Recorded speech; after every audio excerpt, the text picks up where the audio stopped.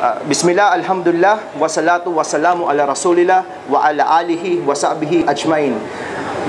Nandito na naman po kami, gaya ng dati, upang ipahatid sa inyo ang totoong aral ng Islam. Nandito kami sa programang ito upang ihatid kung ano ba talaga ang tamang aral at ang tamang pagpapaliwanag sa pananampalatayang Islam. Marahil, karamihan sa mga nandito sa atin ay may mga katanungan na nasa kanilang isipan, ngunit hindi ito nasasagot ng kanilang napagtatanungan. Marahil na itatanong nila ito sa mga hindi pa Muslim. Pero kung tatanungin natin ang mga Muslim, insyaallah ay masasagot kayo ng tama. Bago po kami magsimula sa aming programa, aking ko pong tatawagin ang aking kapatid upang magbasa ng banal na Quran. Tatawagin ko po ang aking kapatid na si Brother Yasser.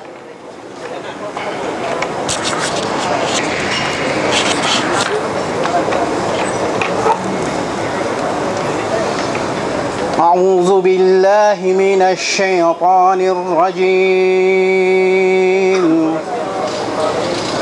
بسم الله الرحمن الرحيم والسماء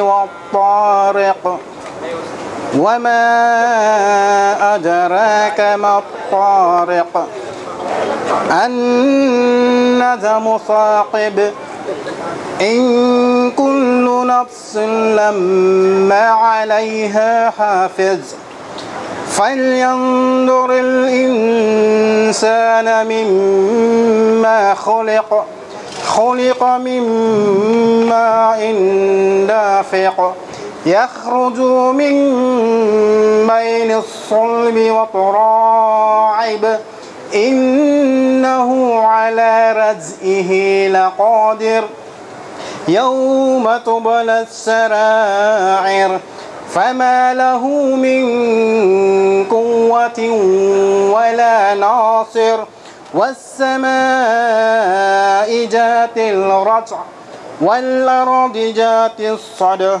إنه لقول فصل وما هو بالهزل إنهم يكيدون كيدا وأكيد كيدا فمهل الكافرين أمهلهم رويدا. Jazakallahu khairan. Maraming salamat. Nawa pagpalain ka ng Allah subhanahu wa ta'ala at nawa ipagpatuloy mo ang mga magagandang gawa, kapatid. Yun po ang banal na Quran. Sana ay kayo ay nagandahan, insyaAllah. So, muli, nag-aanyaya ako sa mga kapatid kong mga hindi pa Muslim na kung maaari po ay lumapit po kayo sa medyo malapit dito sa aming programa. At dito po sa programang namin ito, pagkatapos po ng isang lecturer, ay nagtatanggap po kami ng mga katanungan at sa bawat pagtanong ninyo ay meron po kaming ibibigay na munting regalo. Sa pagpapatuloy ng aming programa, akin ko pong tatawagan ang aking kapatid sa pananampalataya na si Brother Hasan upang magbahagi ng kaalaman sa pananampalatayang Islam. Ang kanyang ibabahagi ay patungkol sa pagtatanim ng kabutihan sa kabilang buhay, insyaallah. Kapatid, tapadal. Innal hamdalillah nahmaduhu ta'ala wa nasta'inuhu wa nastaghfiruh wa na'udzu billahi min shururi anfusina wa min sayyiati a'malina may yahdihillahu fala mudilla lahu wa may yudlil fala hadiya lahu wa asyhadu an la ilaha illallah wahdahu la syarika lah wa asyhadu anna Muhammadan abduhu wa rasuluh sallallahu alaihi wa ala alihi wa ashabihi wa man tabi'ahu ila yaumiddin. Amma ba'd. Assalamualaikum warahmatullahi ta'ala wabarakatuh. Ang pinakamalapit na kahulugan sa aking nabanggit, ang lahat ng papuri ay tanging para sa Allah subhanahu wa ta'ala lamang. Sa Kanya lamang tayo humihingi ng tulong, sa Kanya lamang tayo humihingi ng kapatawaran sa lahat ng ating mga kasalanan. Magpakupkup tayo sa Allah subhanahu wa ta'ala laban sa kasamaan ng ating mga sarili at sa mga masamang ating nagawa. Ang sinumang gabayan ng Allah subhanahu wa ta'ala sa matuwid na landas, walang sinuman ang makapagliligaw sa Kanya. At ang sinumang nasa ligaw na landas, walang sinuman ang makapagbigay gabay maliban lamang sa Allah subhanahu wa ta'ala. At ako ay sumasaksi na walang ibang Diyos na karapat-dapat sambahin maliban sa Allah subhanahu wa ta'ala ang nag-iisa. At ako ay sumasaksi na si Propeta Muhammad ay alipin at huling sugo ng Allah subhanahu wa ta'ala. Sumakanya nawa ang kapayapaan sa kanyang mga pamilya, sa kanyang mga kasamahan, at sa lahat ng mga taong nasa tuwid na landas hanggang sa huling araw. Ang pagbati ng kapayapaan ay isang simbolo ng kapatiran, kapayapaan sa lahat. Babatiin ko po kayo sa lingwahe na ginagamit ng mga Muslim. Assalamualaikum warahmatullahi ta'ala wabarakatuh. Sa pinakamalapit na kahulugan, naway ang kapayapaan, habag at biyaya ng Allah subhanahu wa ta'ala ay mapasa ating lahat sa araw na ito, insyaAllah. Mga kapatid, sa pananampalataya at aking mga kababayan na mga hindi mga Muslim, gaya ng nabanggit na ating kapatid kanina, na sabi niya, ang pagtatanim, ano nga ba ang pagtatanim sa mundong ito para sa kabilang buhay? May nabanggit ang Rasul sallallahu alaihi wasallam sa hadith na inulat ni Ibn Umar, kalugdan nawa sila ng Allah subhanahu wa ta'ala. Akhadha Rasulullah sallallahu alaihi wasallam biman kibay faqala kun fi dunya ka'annaka garib wa abiru sabil. At malimit na binanggit ni Umar, anak ni Umar radhiyallahu anhuma, sabi niya, idza amsayta fala tanatadiru sabah wa idza asbahta fala tantadiru masah. Wa khudh min sihatika limaradika wa min hayatika limautika. Ito ay inulat ni At-Tirmidhi. Ang pinakamalapit na kahulugan nito, aking mga kabayan, mga kapatid sa pananampalatayang Islam, sabi dito, hinawakan ang balikat ni anak ni Umar, na sabi ng ating mahal na Propeta Muhammad sallallahu alaihi wasallam, sabi niya, gawin mo ang iyong sarili na isang dayuhan umang lalakbay sa mundong ito.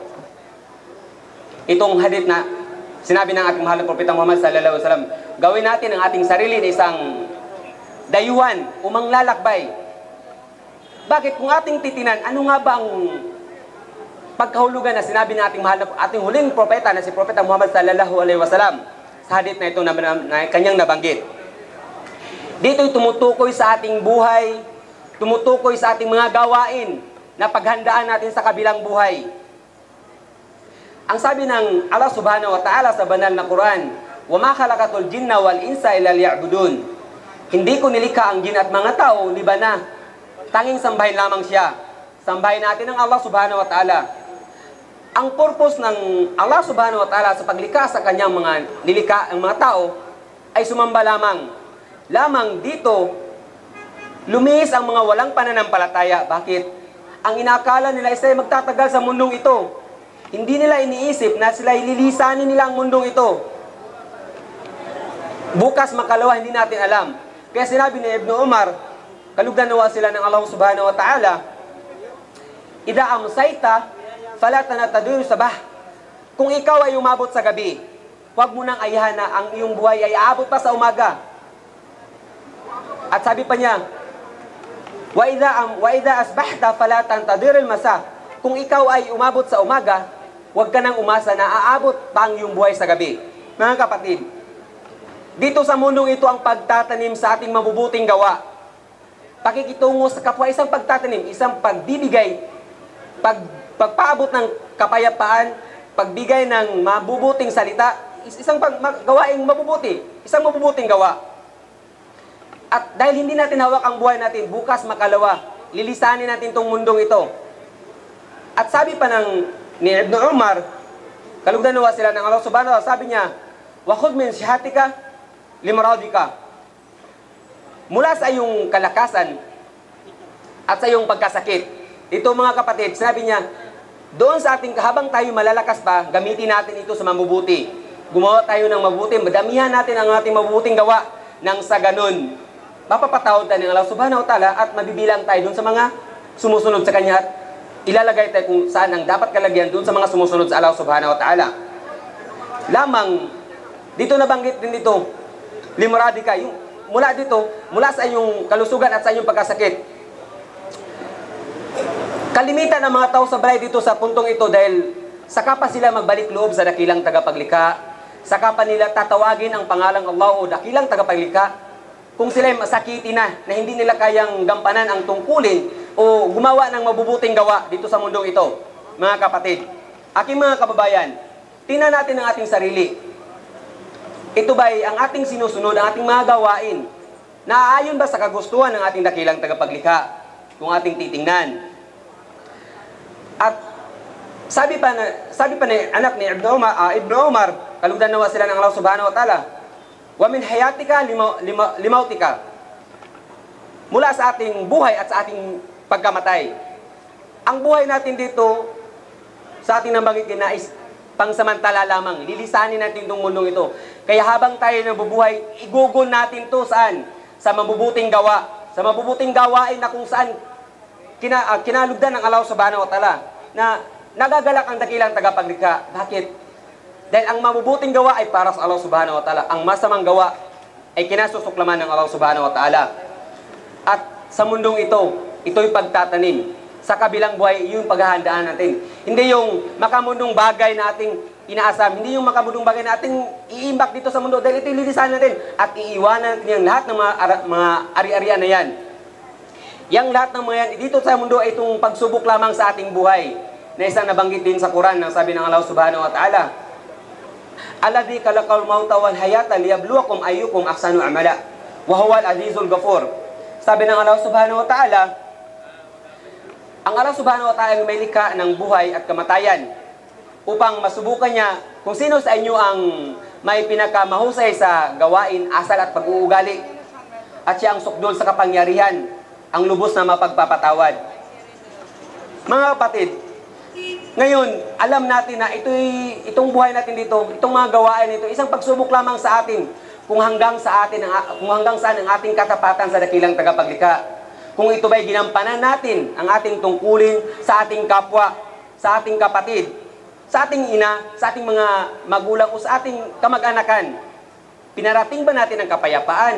Ginampanan ba natin ang ating tungkulin bilang isang tapat na lingkod ng dakilang tagapaglikha?